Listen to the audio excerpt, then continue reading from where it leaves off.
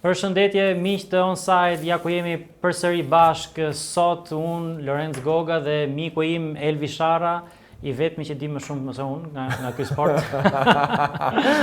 Jemi përsëri bashkë për diskutuar për këtë botror që e kemi ndjekur kaq shumë edhe këto ndeshjet e para, akoma ka disa ndeshje normalisht për të luajtur nga ky round 32 apo 1/16 si t'i quajmë, dhe pastaj ndeshjet e para të 1/8-ve do jenë Elv Kanada-Marok dhe Paraguay-Francë.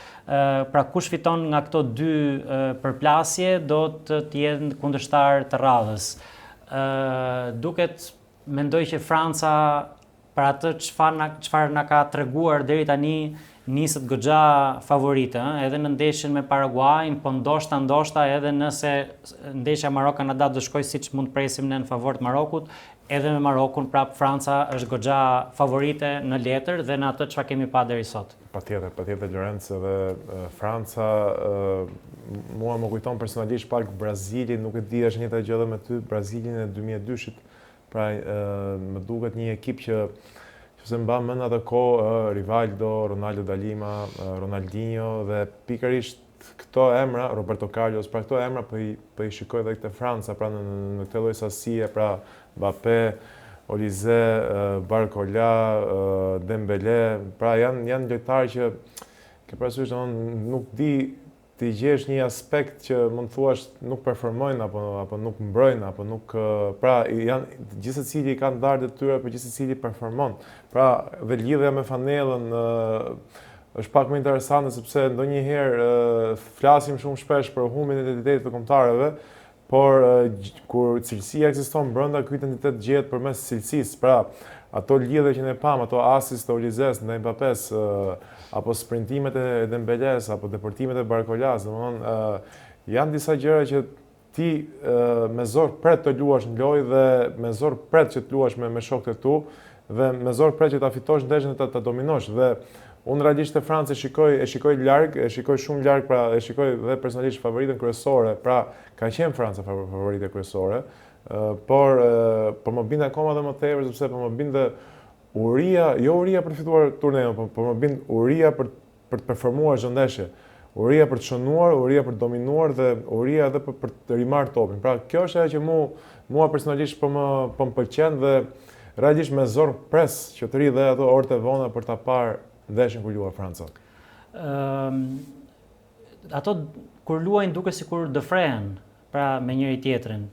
Dhe para 2 ditësh një shok më pyeti si ka mundësi, tha, sipas teje që Mbappé, përveç statistikave të mira që ka patur gjithsesi te Real Madridit, por kur e shikon tek Franca duket një lojtar shumë më i fortë, shumë më decisiv, shumë më i lumtur duke luajtur futboll. Edhe unë i thash për mendimin tim, i thash është fakti që tek Franca mendoj që e kanë pranuar si lider. Pra yjet e Francës, pra Dream Team i Francës aktual, ndryshe nga yjet e Realit Madridit apo Dream Team i Realit Madridit, ka pranuar që pavarësisht se Franca ka Dembélé, që është top i art, Mbappé se ka fituar akoma, ka lojtarë që ti përmendë shumë lojtarë të tjerë shumë të fortë që kanë fituar Champions League me Parisin e tjerë, por mendoj që e kanë pranuar Mbappén si lider dhe e kanë heqë këtë barë. Dhe duke heqë këtë barë, mendoj që ato luajnë më lirshëm, luajnë më qetë dhe mund t'japin maksimumin e performancës, domethënë ta shkrin atë talentin totalisht. Patjetër, kjo akceptanca, le të themi, pranimi i liderit është një diçka, le të themi, që është një virtyt dhe një vlerë që lojtari e ka. Pra një lojtar në një nivel top duhet të di se cili lojtar të ndryshon situatën, duhet të di dhe cili lojtar të shpëton situatën.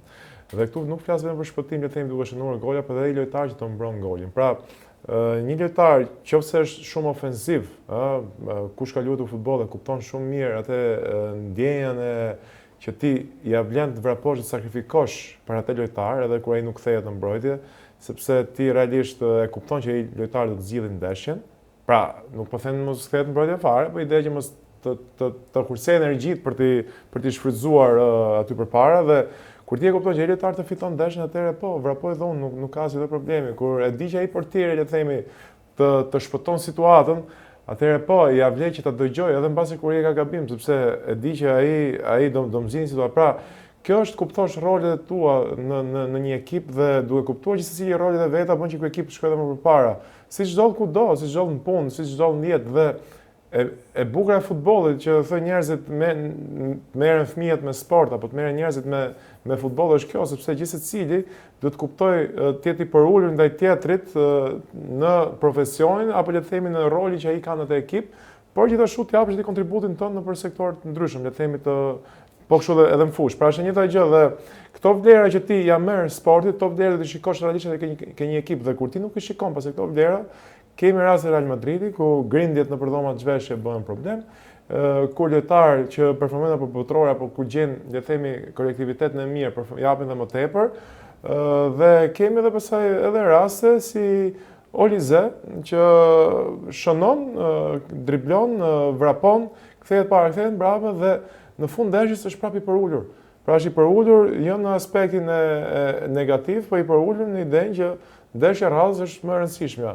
Sepse ne kemi fituar, thënë një intervistë, por kemi fituar ndeshjen, por nuk kemi fituar kampionatin. Pra, botror. Dhe kjo mendojnë se e bën Francën dhe një merit e veçantë i takon edhe Deschamps, pra që shumë veta e kritikojnë, por realisht të fitosh me njerëz alfa, ato janë gjithë alfa, domethënë kudo nëpër ekipet e veta ato janë më të mirë, ke Paris Saint-Germain, tek Real Madridi, tek Bayern München, pra janë të gjithë lojtarë që janë lojtarë top në ekipet e tyre dhe janë lojtarë super të paguar dhe është e vështirë që ti këto njerëz alfa kur i ke në ekip ti mbash dhe me këto njerëz të fitosh dhe këto lojtarë të luajnë aq mirë me një tjetër dhe të kombinojnë aq mirë dhe të duan të sakrifikojnë dhe jo vetëm për fanellën, por të duan të sakrifikojnë jo vetëm për identitetin e tyre, por edhe komplet për gjithë ekipin. Dhe kjo është pjesa më e bukur që për mua Franca ka një marsh më tepër përveç Chelsea-s për ka dhe për këtë pjesë. Dy ndeshjet e tjera që çojnë në përballjen pasaj të radhës janë Shtetet e Bashkuara të Amerikës kundër Belgjikës dhe Portugalia kundër Spanjës. Pra kush fiton nga këto dy ndeshje, pasaj do të luajnë bashkë në 1/8, 1/4, më fal.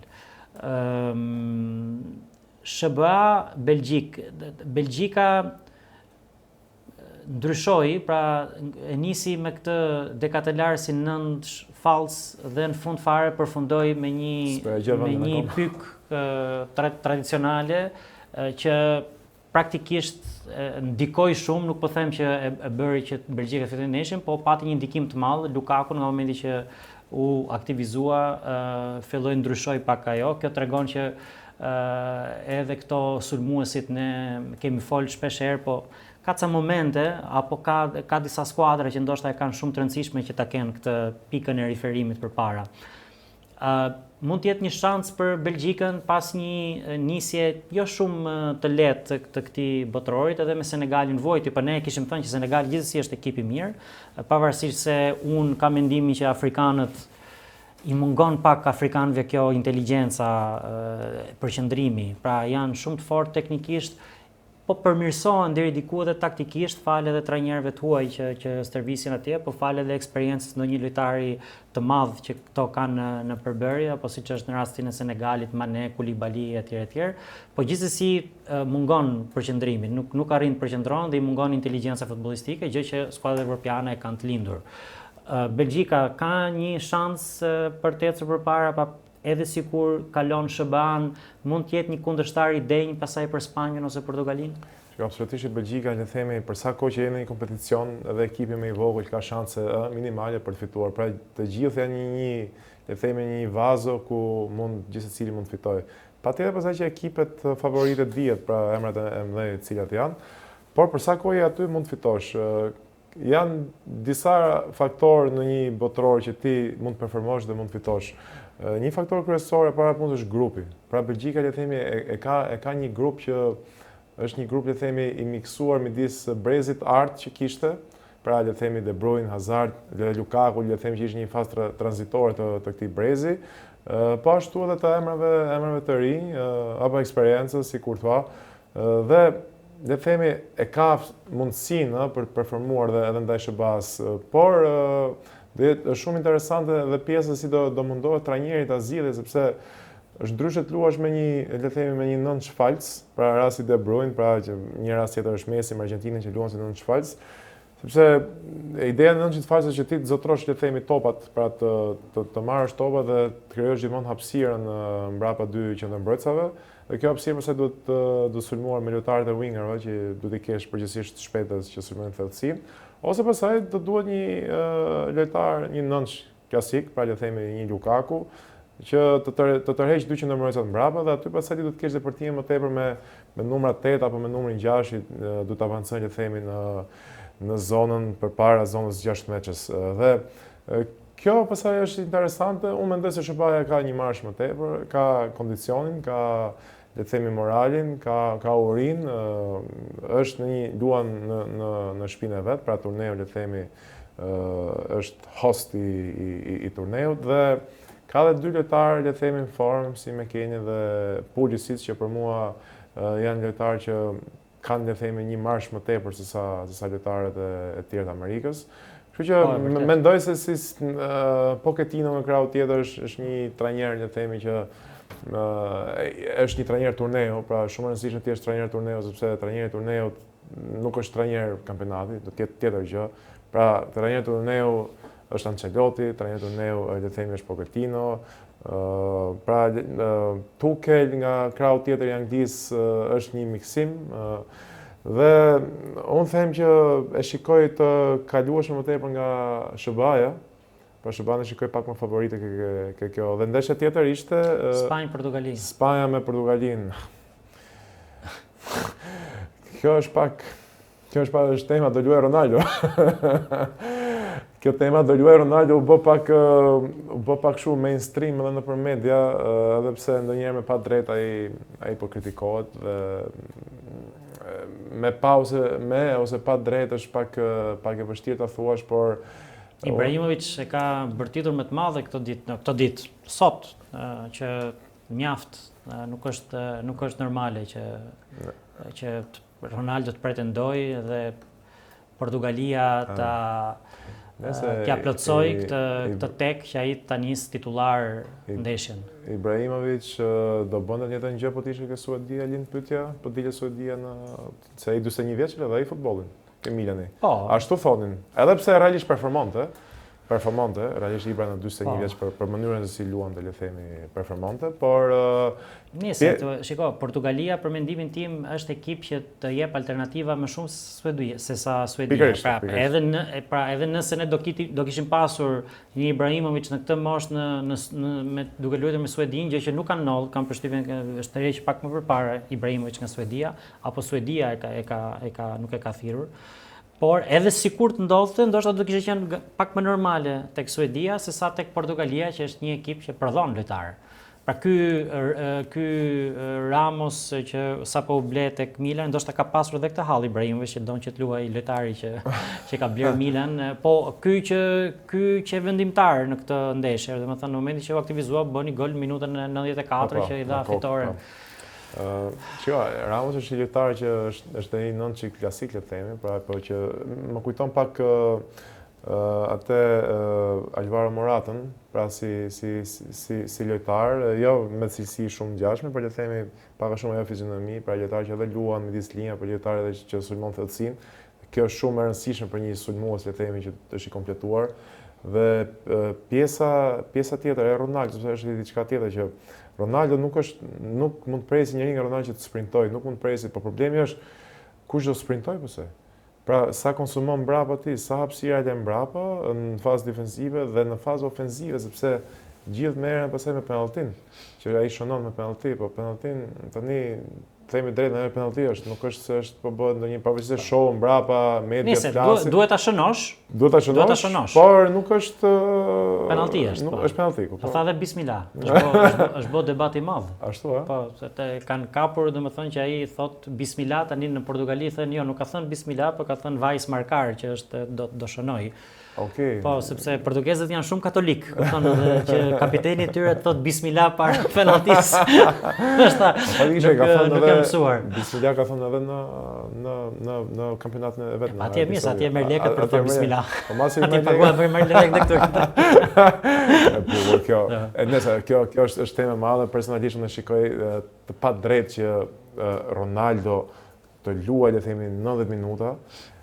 Por Ronaldo mund të shfrytëzohet në moment tjetër. Problemi është që ai nuk e pranon që ai të jetë në aq më tepër, ku shikon që në krau tjetër rivali i tij historik Messi po performon aq mirë, duke shënuar golet, duke luajtur, le të themi, duke pasur minutat, dhe ai nuk po të riqet dhe kjo e bën edhe çik më.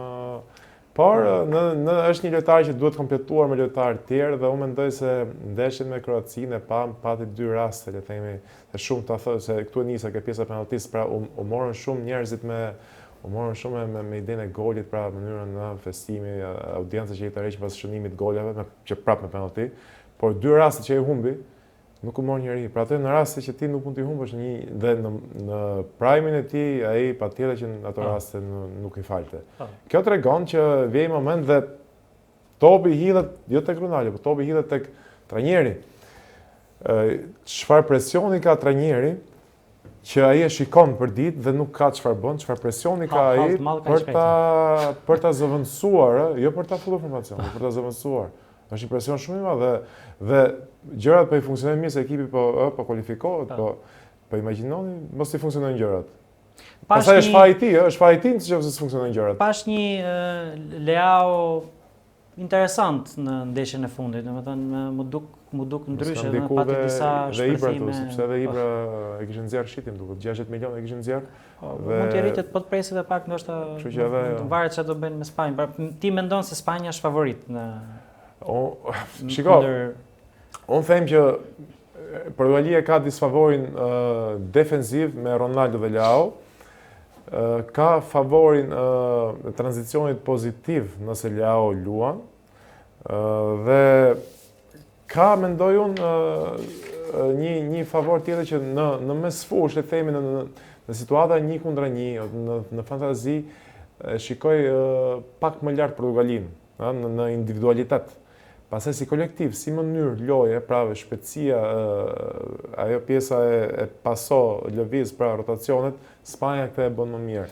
Dhe Spanja konsumon shumë dhe unë mendoj se si ekip e shikoj Spanjën pak më favoritë se Portugalia. Spanjën në fakt në mesfushë kam parë pak lodhur, domethënë pavarësisht fitores në dukje bindse 3-0.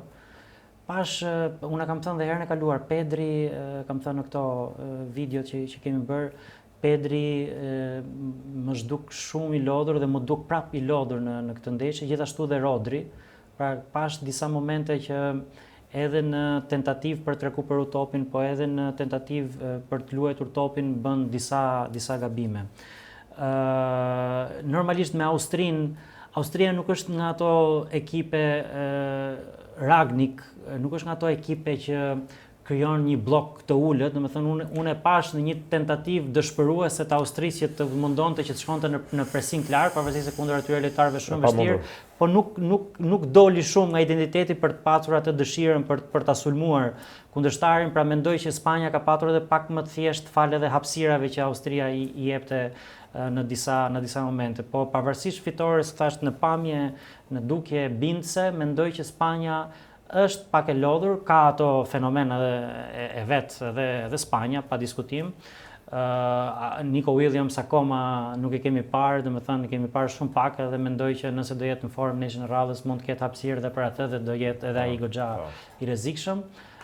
Por kjo dyshja apo treshja mes fushës të portugezëve, Neves, Vitinha, Bruno Fernandes janë më në formë, janë më në formë. Kanë më fantazi edhe situata, domethënë nëse ne kemi parasysh që gjithë ideja e Spanjës është dhe përgjithsisht ideja e gjithë ekipeve të mëdha mblidhen në qendër, pra lidh qendrën me 3 mbrojtësa mbrapa, 2 le të themi numra 6 që rinë përpara treshës dhe përgatiten datë lojë një 5-5, dhe kjo përgatitet për të përgatitur tranzicionin, kur ti kalon tranzicion negativ që ti të kapësh topin në gegenpressing pressing dhe pastaj të sulmosh përpara. Pra këtu është gjithë Chelsea i këtij botrori, pra ky është botrori i tranzicionit negativ, duhet ta quaj këtë lloj botrori dhe të gjitha e bëjnë mirë këtë pjesë. Por problemi është kur ti zotron topin pastaj çfarë aftësie ka ky lojtari e para punës për gjetë lojtarin e lirë përpara dhe Pastaj kur ti e gjen lojtarin e lirë, pra që Portugalia e gjen mirë lojtarin e lirë për fantazinë që ka mes fushë, pastaj problemi i Portugalisë është te pjesa le të themi e 1/3 të kundërshtarit, pra sepse Portugalia nuk ka cilësinë, nëse që përmend ditë Williams, nëse do luaj, po të jetë në formë, dhe të Yamal. Nuk e ka Portugalia në 1/3 të kundërshtarit atë. Pra, po ashtu mund të ketë çik cinizmin e themi nëse Ronaldo do luaj pra atë në hatin e golit. Por Spanja e shpërnda më mirë lojën dhe në situatën 1-1 pastaj është më brutale le të themi. Por unë prap e shikoj një ndeshje tepër të ekuilibruar, dhe shikoj me pak dominancë nga Spanja në idenë e qarkullimit topit, por në situatën pastaj 1-1 në mesfushë në qendër do jetë Portugalia dominante dhe pastaj në zonë e shoh pak Portugalinë më efektive. Pastaj kemi Brazil, Norvegji nga një anë dhe Meksik, Angli nga ana tjetër, pra kush fiton këto dyshe do të përballet pastaj me njëra tjetrën. Brazil, Norvegji, edhe kjo është për mendimin tim super ndeshje, domethënë ato norvegjezët janë është ndeshje që atletikisht janë super në formë dhe janë shumë të motivuar. Kanë një motivim, domethënë duket nga mënyra se si interpretojnë lojën, nga dëshira, edhe nga postimet që shikojmë të grupit, domethënë duket sikur ka një frym shumë të mirë aty. Edhe te Brazili duket sikur është rikthy një farë harmonie që ndoshta në vitet e kaluara ka mungu pak, dhe për merit mendoj të Ancelotit që në këtë lloj situatash është mjeshtër. Po, Brazil, Norvegji, fatikisht mohabetin e Norvegjisë e kisha mbrëm vonë me një mikun tim që stërvit një akademi profesionale në Norvegji dhe po diskutonim edhe pak fenomenet, sidomos fenomenin Haaland, dhe pyetja ishte që si ka mundësi këto lojtarë formohen kaq mirë nga ana ofensive, po nuk po keni fazë defensive kaq mirë. Dhe po diskutonim dhe gjithë ideja është që Norvegjia punon shumë për fazën le të themi ofensive, nxjerr lojtarë, ka struktura të qarta në përgatitjen se si lojtarët formohen në këtë akademi dhe se si këto lojtarë pastaj është shumë e qartë pastaj se si këto lojtarë performojnë në ekipet e para dhe pastaj struktura e shitjes që është shumë efektive dhe bëhet fjalë për shumë të mëdha që lojtarët ofensiv shiten. Por siç edhe kjo kombëtare e kemi parë ka pak problem me pjesat defensive. Dhe këtu jo vetëm për emrat, po edhe për këtë pjesën e rest defensit. Pra janë lojtarë agresiv le të themi, që qëndrojnë afër, po nuk kanë atë mënyrën që të shikojmë le të themi Spanja, për shembull rasti i Kukurelës ka që quhet bllokimi i linjës vrapimit. Pra ndonjëherë kur ti nisesh le të themi 1-1 në rest defense dhe mundohesh të mbrosh shpinën tënde, pra kur kundërshtarit të çon top me gjatë mbrapa shpinë, mundohen ndonjëherë të hiqen shkojnë në duele shpejtësie, ti nuk ke të shkosh në duele shpejtësie. Ti mjafto ti mbyllësh linjën e vrapimit kundërshtarit tënd dhe pastaj të vraposh në linjën e vrapimit. Dhe ndonjëherë nuk e shikojnë norvegjistë të pjesë dhe mundohen shumë të shkojnë në ato duele shpejtësisë 1-1 dhe në kohët e sotme kur ti sulmuesi i ke shumë shpejt kundërshtar, e ke pak vështirë, sepse është një shkollë vetë edhe pjesa e rest defensive, pra është realisht shkollën vetë që duhen orë tëra për ta shpjeguar, po unë po ju them një fragment dhe Norvegjia këtë pjesë nuk e bën mirë. Pjesën e sulmit pastaj kuptohet që ka atë valën përpara që kur ajo valë, ajo tsunami kur të vjen përpara pastaj ru sepse nuk di çfarë të bësh. Por Brazilin pastaj e shikoj pak më të kompletuar kjo pjesë, ke menaxhimi i lojës, menaxhimi i situatave dhe Brazili është dorë nga ato ekipe që e turneut që është shumë e rëndësishme të thuhet që është ndryshe të luash mirë 3 ndeshje para dhe ndryshe është të arrisësh progresivisht. Përgjithsisht ekipet që kanë në gjithë historinë që kanë dalë kampionë për botror apo në turne kudo, janë ekipet që e kanë arritur avash nivelin e tyre dhe kjo pastaj tregon sepse rritja avash tregon që grupi nuk ka përçarje, tregon që grupi mëson nga feedbacku që merr nga çdo ndeshje dhe grupi mëson Dhe nga atmosfera pastaj që kërkon dhe si duhet performuar në kampionat. Të rrit ADN-ja.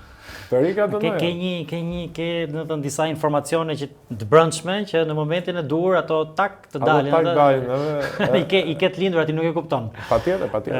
Norvegjia, domethënë, është nga ato skuadra që o do bëj 4 o do haj 4, kupton? Pra nuk ka 0-0 vështirë se mbaron Norvegjia. Po të kapi. Edhe me Francën në fakt, pavarësisht se norvegjezët luajtën me 9-11 rezerva, nuk luajtën keq, domethënë ishin kurajoz, qëndruan strukturës dhe deri ke penalltia që humbën, domethënë e vun vështirësi Francën, domethënë po ta kishin shënuar atë penallti do bënte ndeshje më interesante, mos ta harrojmë që Franca luante me 11-ën bazë. Por kanë dy gjëra më pëlqejnë mua, një Haaland që për mua është përbindësh, domethënë është ato cyborg. Nuk e di, nuk e di çfarë Haaland, po është shumë i frikshëm. Dhe një gjë tjetër që më pëlqen është ky sulmuesi tjetër Sorloth, që edhe ky është gati 2 metra dhe sakrifikohet, domethënë shpesh herë në krah. Pra, dhe kjo tregon domethënë kur një skuadër e ka atë frym që një sulmues pyk të bëj atë lojë sakrifice, domethënë shumë rrallë herë kam pak e Mandzukic kur ja kërkonte Allegri, po ato skuadrat e mëdha që në fund fare arrin deri në fund dhe edhe Juventus shkoi deri në finalen e Champions League dhe fitoi shumë kampionate në Itali. Po janë disa karakteristika që shikon në disa skuadra që tregojnë që po, këto kanë atë dëshirën. Dëshirë që për shembull nuk e kemi patë Gjermania të lojtarë si Sané, Musiala, Rudiger apo ku diun të paktën unë personalisht domethënë kam parë sidomos këto lojtarë me atë pak mangësinë e vullnetit dhe për të bërë atë 2 hapa apo 3 hapa më shumë apo më shpejt. Kush fiton në Brazil-Norvegji do të luajë kundër fituesit Meksik-Angli. Tani nga këto vendet organizatore, për mendimin tim, Meksika më ka bind më shumë, ka dhe një histori patjetër më interesante në futboll, pra nuk është ekip që është në botror thjesht sepse është vend organizator, pra Meksika pak a shumë ka qenë gjithmonë botror dhe ka patur, po është skuadër që është një shtet që e duan futbollin, e kanë edhe ata sportin kryesor, domethënë ngjan pavarësisht se luan ke kjo pjesë Amerikës Veriore Qendrore, por për t'i parë ngjan më shumë me pjesën e Amerikës Latine. Dhe është nga vetmet ekipe lojë kombëtare që ka më shumë lojtarë në kampionatin e vet, ëh? Po. Sepse është një kampionat që realisht paguan shumë lojtarë. Më shumë se 8% besoj do janë. Janë lojtarë që paguan me shifra 4-5 milionë euro shifra Evropa, pra janë paguajnë goxha mirë dhe duket niveli edhe në kombëtare, domethënë historikisht e kanë patur edhe këtë botror aq më tepër që luajnë në shtëpi. Ti e shef më tepër Meksikën ndaj Anglisë më? Jo, nuk e shoh dot sepse te Anglia luan Kane. Ti e fan si Kane. Unë jam bërë fan si Kane-it, sidomos vitin e fundit, sepse më ka, nëse ka një lojtar që më ka habitur unë Kane e ndjek prej kohësh, domethënë po këtë vit kam pa diçka tek ai që nuk e di, është për mënyrën se si ai luan, për mënyrën se si ai interpreton rolin, futbollin, për mënyrën se si ai e merr skuadrën mbi shpatull aty ku ka nevojë, domethënë më duket ka një inteligjencë loje, ka një vizion loje, ka një precizion loje që mendoj historikisht të paktën për numrat nënsh ka qenë shumë e rrallë për mënyrën se si e interpreton, se nuk do të diskutoj në vlerë absolute, po mënyrën se si e interpreton futbollin. Maksimumi që ne kemi parë nga një numër nënsh, le të themi, ka qenë nënsh i falës, pra le të themi Ibrahimovic që ka pas bërë shpesh u rikthente midis linjave dhe pastaj filloi Ibrahimovic e bën për karakteristikat që kishte, kurse Guardiola e bëri pastaj duke e hequr fare si koncept numri 9, duke futur, le të themi, atë 10-shin që bëri si nënsh falës apo 6-ën si nënsh falës. Rasti i Kane-it është shumë interesant sepse Kane po ta shikojmë rroshket në të gjithë linjën, pra nga nënshi fillon tek zona 10-s, ke zona 8-s, zona 6-s dhe madje ndonjëherë shkon dhe aq thellë saqë shkon dhe gati midis 2 qendërmbrojtësave dhe imagjinojmë tash sepse kjo rroshkitje ka edhe një fenomen tjetër, sepse ti si qendërmbrojtës kundërshtar kur të kalon, le themi, sulmuesit e hikën, pra të fillon po të rëshket, ti do japësh numrit, pra me komunikacion do japësh numrit, le themi, 6-ës. 6-a jotë pastaj do japë 8-ës. Dhe kjo bëhet shumë e vështirë, sa më shumë ai zbret midis tinjave.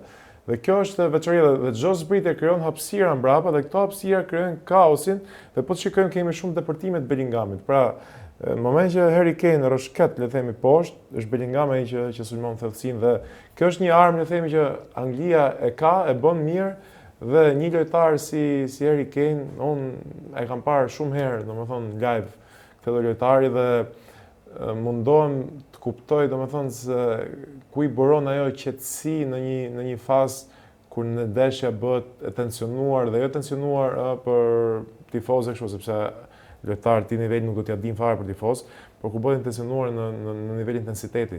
Dhe ky është ai lojtari që dikton ritmin. Pra, ky është playmakeri, ky është goshënuesi dhe goditjet më të djathtë fantastike. Domethënë, një lojtar që godet portën 3 herë dhe shënon 3 gola dhe të thotë e do aty topin dhe ta shënon po aty, nuk gjen radhë në historinë e futbollit. E do aty topin, ta shënon aty, mbrojtësit e din që do shkojë aty, por nuk e kapin asnjëherë. Nuk e kapin asnjëherë. Kjo është e pjesa dhe unë këtë shikoj edhe për toptarët, me thënë drejtë, në rastin e Harry Kane nuk e di se çfarë mendimi do kishe ti, a do ta fusje ke lista e topit art, po unë Harry Kane patjetër që do ta fusja edhe pse ja e kemi këtu ke Këtu është renditja golave në këtë botëror. Kjo është renditja, po. Po, domethënë këtu pak a shumë besoj ndoshta për herë të parë në historinë kemi në këtë renditje 5 yje të futbollit. Zakonisht në botëror gjithmonë ke parasysh ka ndonjë surprizë nga pra futet dhe ndonjë kështu outsider. Në këtë rast nuk ke asnjë outsider. Këto janë gjithë yjet. Si ai që e bleu Real Madridi nga Kolumbia, James po, Rodriguez po. James që do luaj sonte me Kolumbinë, mos harrojmë kundër Ganës. Edhe te Kolumbia kemi Luis Diaz që edhe ai ka bërë një sezon, shumë të mirë. Megjithatë, nëse do shikojmë, tu ka një ranking. Shiko, këtu për mua, për shembull, pa i hequr meritat Bellingham, patjetër që nëse do flasim për një lojtar të Anglisë domethënë ai që përfaqëson më shumë idenë e pjesëmarrjes për të qenë topi i art është Kane, pa diskutim, edhe duke pasur parasysh statistikat, domethënë ka arritur në këtë sezon 72 gola në gjithë sezonin mes klubeve dhe kombëtares. Vetëm Messi ka bërë në atë vitin e art 82, domethënë, dhe Harry Kane për momentin është vend dytë në histori në këtë lloj klasifikimi. Pra patjetër që do e vendosja. Normalisht mungon Dembele që pavarësisht nuk e shikoj, domethënë, është lojtar shumë i mirë, është në ato 4 e yjeve të Francës që diskutuam më parë, po nuk do e shikoja, domethënë nuk më duket për karakteristika lojtar për topin e art, pavarësisht se ai e fitoi, por varet se çfarë ndodh, sepse ai topin e art që kemi në kokë ne. Që kemi në kokë ne, po. Ai ka fituar edhe Champions League-ën, prandaj gjithsesi duhet të jetë në këtë renditje, ose të paktën jo si e mendojmë ne, po të paktën si e mendojnë ata që e japin këtë lloj çmimi, Atëherë e marrim kështu. Nëse le të themi gjithë secili nga këto, pra mendon se do jetë ndikus Kupa e Botës për topin e art? Mendoj që do jetë shumë ndikus. Më shumë se sa Champions League.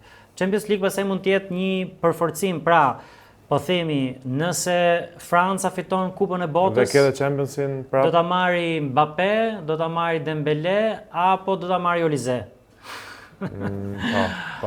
Tani, për nga magjia e futbollit, siç e shikojmë ne, domethënë për ne duhet ta merrte Olise, mendoj gjithë jetën, kupton? Për atë në fund fare diferencën e bëjnë ato lloj pasimesh. Po mirë, atëherë është pyetje kjo sepse çfarë lidhje do ketë, le të themi, fitimi me lojtarin. Pra, merret sepse lojtari fiton apo merret sepse lojtari performon?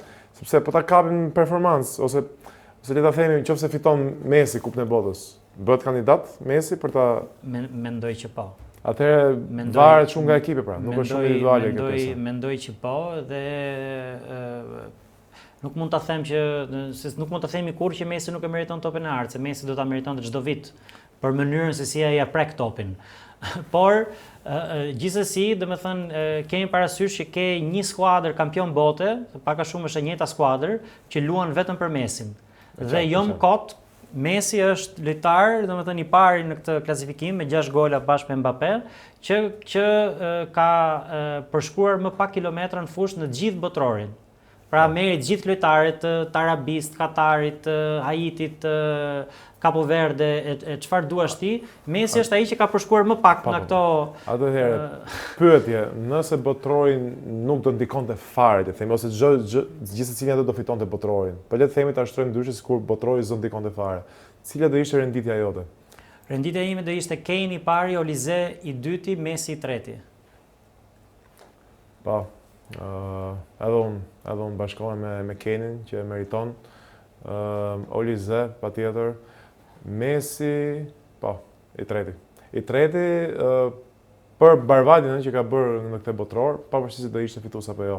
Po edhe në kampionatë, po le të themi ka një anë minus sepse luan në MLS në Amerikë dhe kjo mund ta penalizoj pak. Por le të themi mund të ishte Messi Mbappé. Messi Mbappé vend tretë. Mund edhe ta avantazhoj me ndonjë ndikim politik. Kërë prapë të politika, ko? Ne futemi dhe dalim shpejt, po.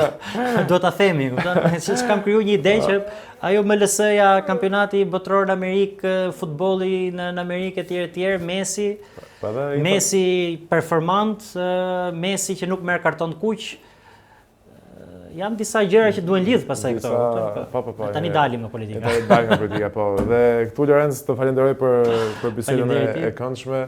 Që miqtë On-Site, kjo ishte edhe episodi jonë i radhës, që bashkëdërisht jemi në episodet e tjera. Mos ndroni kanal, që Lorenz Goga On-Site.